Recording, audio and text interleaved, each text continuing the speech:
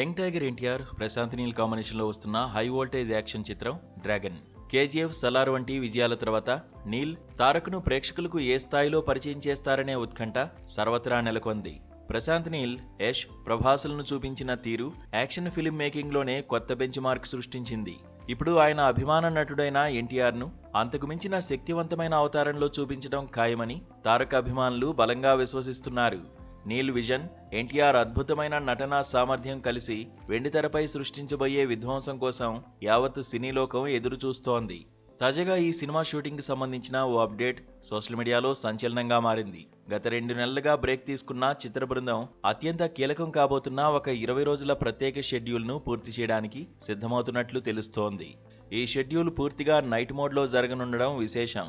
ఈ రాత్రిపూట షూటింగ్ అంతా తారక్ పాత్రకు సంబంధించిన ముఖ్యమైన ఫ్లాష్ బ్యాక్ ఎపిసోడ్స్గా సమాచారం. సినిమాకు ప్రధాన ఆకర్షణగా నిలిచే భారీ స్థాయిలో రూపొందించబడే యాక్షన్ ఘట్టాలు ఇవేనని తెలుస్తోంది.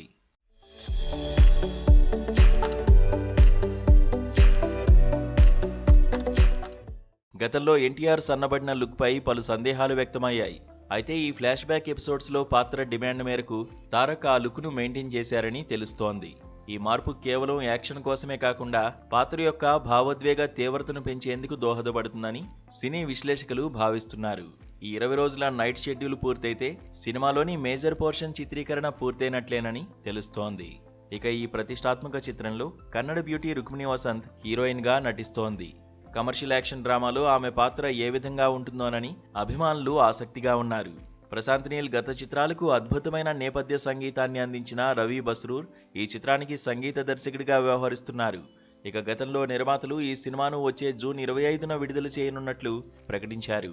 అయితే షూటింగ్ ప్రారంభంలో వచ్చిన బ్రేక్స్, అలాగే తాజాగా 20 రోజుల నైట్ షెడ్యూల్ వంటి కారణాల వల్ల అనుకున్న తేదీకి సినిమా విడుదల కావడం సాధ్యమవుతుందా అనే సందేహాలు ట్రేడ్ వర్గాల్లో వినిపిస్తున్నాయి. మొత్తం మీద నీల్ తనదైన యాక్షన్ మార్క్తో ఎన్టీఆర్ను చూపించబోయే ఈ సినిమా బాక్సాఫీస్ వద్ద ఎలాంటి సంచలనాలు సృష్టిస్తుందో చూడాలి.